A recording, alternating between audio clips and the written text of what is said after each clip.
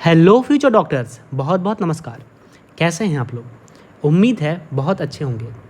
मैं अद्वैत मानस पांडे आज की इस वीडियो में AA CCC काउंसलिंग की कंप्लीट डिटेल्स आप लोग के सामने लेके आया हूँ। आज की इस वीडियो में आपके जितने भी डाउट्स हैं काउंसलिंग के प्रति, सारे डाउट्स क्लियर हो जाएंगे। अगर आपके अंदर फिर भी कोई डाउट रहता है, ठीक है, या आपको हम लोग की टीम से पेड काउंसलिंग कराना है, तो मेरे कॉन्टैक्ट नंबर 8948220383 इस नंबर पे आप कॉल कर सकते हैं या व्हाट्सएप मैसेज कर सकते हैं और आप हमारी टीम से जुड़ सकते हैं। तो चलिए आज का वीडियो हम लोग स्टार्ट करते हैं। तो सबसे पहले बात होती है कि आपका जो AA CCC का पोर्टल होगा उस पर आपका प्रोविजनल सीट मैट्रिक्स आ जाएगा, ठीक है। उसके बाद आपका राउंड 1 स्टार्ट होगा और राउंड 1 आपका कल से स्टार्ट हो रहा है। जो शेड्यूल है ऑलरेडी मैं वीडियो के माध्यम से आप तक पहुंचा चुका हूं। अब जो राउंड 1 होगा उसमें सबसे पहले हम लोग करेंगे रजिस्ट्रेशन में आप लोग बेसिक डिटेल्स फिल करेंगे। उसके बाद हम लोग का जो नेक्स्ट प्रोसेस होता है वो पेमेंट ऑफ फीस होता है। तो सबसे पहले हम लोग पे करते हैं रजिस्ट्रेशन फ़ीस, जो कि UR EWS OBC NCL के 1000 रुपीज़ है आपका गवर्नमेंट कॉलेजेस के लिए या फिर गवर्नमेंट एडेड कॉलेजेस के लिए, सेंट्रल यूनिवर्सिटीज़ के लिए या नेशनल इंस्टीट्यूशंस के लिए। अगर हम लोग बात करें डीम्ड यूनिवर्सिटीज़ का, तो या वहाँ पे ऑल कैटेगरीज़ के लिए 5000 रुपीज़ होता है। यह आपका होता है रजिस्ट्रेशन फ़ीस। अब हम लोग बात करते हैं सिक्योरिटी डिपॉजिट की।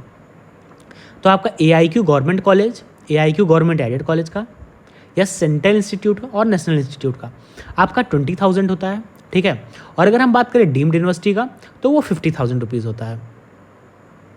उम्मीद है बातें क्लियर हो गई होंगी। मतलब अगर कोई भी कैंडिडेट गवर्नमेंट सीट के लिए पार्टिसिपेट कर रहा है, चाहे वो गवर्नमेंट कॉलेज हो, चाहे गवर्नमेंट एडेड हो, चाहे सेंट्रल हो या नेशनल इंस्टीट्यूट हो, तो मान लीजिए कोई UR या फिर EWS या फिर OBC NCL है तो उसको 21,000 रुपीज़ पे करना होगा। और मान लीजिए कोई SC ST है तो उसको 20,000 आपका सिक्योरिटी मनी और 500 रुपीज़ रजिस्ट्रेशन फीस, मतलब 20,500 रुपीज़ उसको पे करना होगा। बात समझ में आई? जो आपका सिक्योरिटी मनी होगा वो आपका कंप्लीटली रिफंडेबल होगा, ठीक है। उसके बाद आप लोग सबमिशन ऑफ चॉइस करेंगे, फिर व्यू या मॉडिफाई करेंगे एंड लॉक करेंगे। यह आपका हो गया जो आपको जो वेबसाइट है उस पर करना होगा। अब हम लोग बात करते हैं कि काउंसलिंग के रूल्स क्या क्या होते हैं, ठीक है। तो मान लीजिए आपका जो राउंड 1 है वहाँ पे आपको सीट अलॉट हो गया, ठीक। अब अगर आपको सीट अलॉट हुआ है तो आप क्या क्या चीज़ कर सकते हैं? तो फिर आप एक तो फ्री एग्जिट कर सकते हैं। फ्री एग्जिट का मतलब ये होता है कि आप कॉलेज में रिपोर्ट नहीं करें। दूसरा आपके पास ऑप्शन होता है कि आप कॉलेज को ज्वाइन कर लें, ठीक है। अब कॉलेज ज्वाइन करने के बाद आपके पास 2 ऑप्शन आते हैं। जो एक ऑप्शन है कि आप काउंसलिंग में आगे पार्टिसिपेट नहीं करना चाहते हैं, ठीक है। यहाँ पे लिखा हुआ है if does not want to continue the course avail free exit till the announcement of round 2 final result. मतलब जब तक राउंड 2 का फाइनल का रिजल्ट नहीं आ जाता है तब तक भी आप रिज़ाइन कर सकते हैं, या फिर आप सीट को विलिंग कर सकते हैं अपग्रेडेशन के लिए, ठीक है। अगर आप अपग्रेड करेंगे तो आप सीधे राउंड 2 में पहुंच जाएंगे। अगर आप अपग्रेड नहीं करते हैं तो आपने जो इंस्टीट्यूट ज्वाइन किया है, ठीक है, उसमें आप पढ़ाई करिए, समझे। अब हम लोग बात करते हैं अगर आपको मान लीजिए सीट अलॉटमेंट नहीं हुआ है, देन आप राउंड 2 और राउंड 3 और स्टे वैकेंसी राउंड में पार्टिसिपेट करेंगे, ठीक है।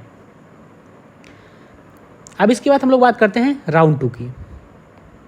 राउंड 2 में जो कैंडिडेट मान लीजिए फर्स्ट राउंड में रजिस्ट्रेशन नहीं किए हैं वो लोग फ्रेश रजिस्ट्रेशन कर सकते हैं, अपना चॉइस फिलिंग कर सकते हैं, ठीक है। फिर उसके बाद हम लोग बात करते हैं राउंड 2 में सीट अलॉटमेंट का।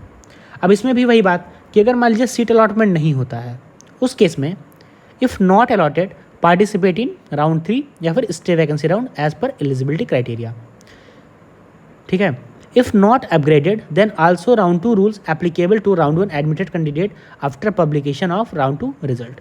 ये सारी बातें हैं, ये सारी बात आप लोग पढ़ लीजिएगा, ये आप लोग के लिए इंपॉर्टेंट है। अब हम बात करते हैं अगर आप राउंड 2 में कॉलेज अलॉट कर लेते हैं, ठीक है, तो उसमें 2 स्टेप्स होते हैं। पहला स्टेप, आप मान लीजिए आपको कॉलेज अलॉट हो गया और आप कॉलेज में रिपोर्ट नहीं करें तो आपका क्या होगा, जो काउंसलिंग फ़ी होगा वो आपका फोरफिटेड हो जाएगा, मतलब आपका काउंसलिंग फ़ी जब्त हो जाएगा, आपको काउंसलिंग फ़ी नहीं मिलेगा।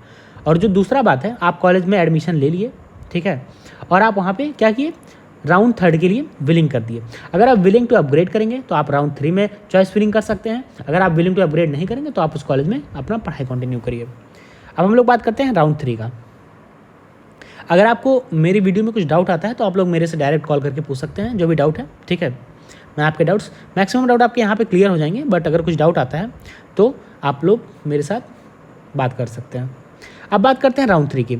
जो लोग राउंड 2 में अपग्रेड करते हैं वो लोग राउंड 3 में आते हैं, और आप राउंड 3 में फ्रेश रजिस्ट्रेशन भी कर सकते हैं, ठीक है। फिर अपना चॉइस फिलिंग करेंगे। Round 1 choices will be treated as null and void, मतलब राउंड 1 में आपने जो चॉइसेस भरी थी उसका कोई मतलब नहीं है, आपको राउंड 3 में दूसरी चॉइस भरनी पड़ेगी। अब बात करते हैं राउंड 3 में अगर आपको सीट अलॉटमेंट नहीं हुआ तो। अगर आपको सीट अलॉटमेंट नहीं हुआ है तो आप स्टे वैकेंसी राउंड में पार्टिसिपेट कर सकते हैं, ठीक है। या फिर लिखा हुआ है if not upgraded then also round 3 rules applicable to round 1 round 2 admitted candidates from the date of publishment of round 3 result, ठीक है।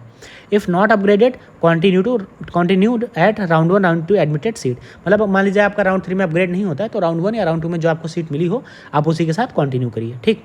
If withdrawn from non upgraded seat otherwise become ineligible for, अगर आपने seats यहाँ पे withdrawal की तो आप counselling के लिए इनएलिजिबल हो जाएंगे, मतलब आप काउंसलिंग में पार्टिसिपेट नहीं कर सकते हैं, समझे। अब बात करते हैं आपको 3rd राउंड में कॉलेज अलॉट हो गया, ठीक। तो क्या लिखा हुआ है, must join round 3 allotted institute, मतलब आपको राउंड 3 अलॉटेड कॉलेज आपको हर हाल में ज्वाइन करना ही पड़ेगा, ठीक है। अगर कॉलेज अलॉट हो गया तो यहाँ पे नो फ्री एग्जिट है। अब हम लोग बात करते हैं स्टे वैकेंसी राउंड की, ठीक है। अब जो भी बच्चे जिनको 3rd राउंड में कॉलेज नहीं मिला है उन लोग एलिजिबल होते हैं स्टे वैकेंसी राउंड में पार्टिसिपेट करने के लिए, ठीक है। तो यहाँ पे भी आपका रजिस्ट्रेशन होगा and payment only during stay vacancy round first both government and government aided colleges, ठीक। जिन लोग का अपग्रेडेशन नहीं हुआ है, हाँ अपग्रेडेशन का यहाँ बात नहीं करें, मतलब यहाँ पे मान लीजिए किसी को राउंड 1 में कोई कॉलेज अलॉट हो गया, राउंड 2 में कोई हो गया, राउंड 3 में हो गया, तो राउंड 1, 2, 3 से स्टे वैकेंसी राउंड में आपका कोई भी अपग्रेडेशन नहीं होगा, किसी भी टाइप का आपका अपग्रेडेशन नहीं होगा। आप मेरी बातों को अगर ध्यान से सुनेंगे तो आपको मैक्सिमम डाउट यहीं से क्लियर हो जाएंगे, समझे।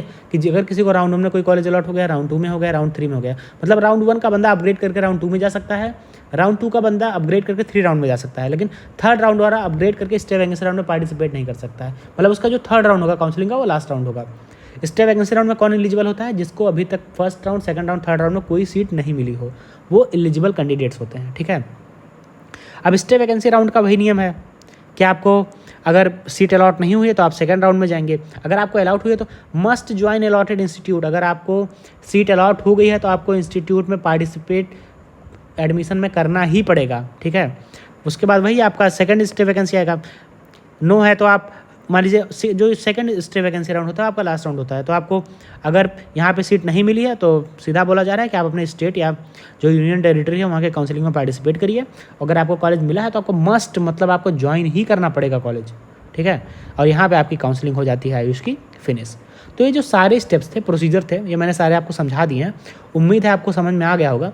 अगर फिर भी आपको कोई डाउट आता है तो मेरे कॉन्टैक्ट नंबर 8948220383 इस पर आप कॉन्टैक्ट करिए। आपकी जो भी डिटेल्स हैं वो सारी डिटेल्स या डाउट्स हैं वो सारा डाउट्स मैं आपका सॉल्व कर दूंगा। ओके बच्चों, थैंक यू बच्चों।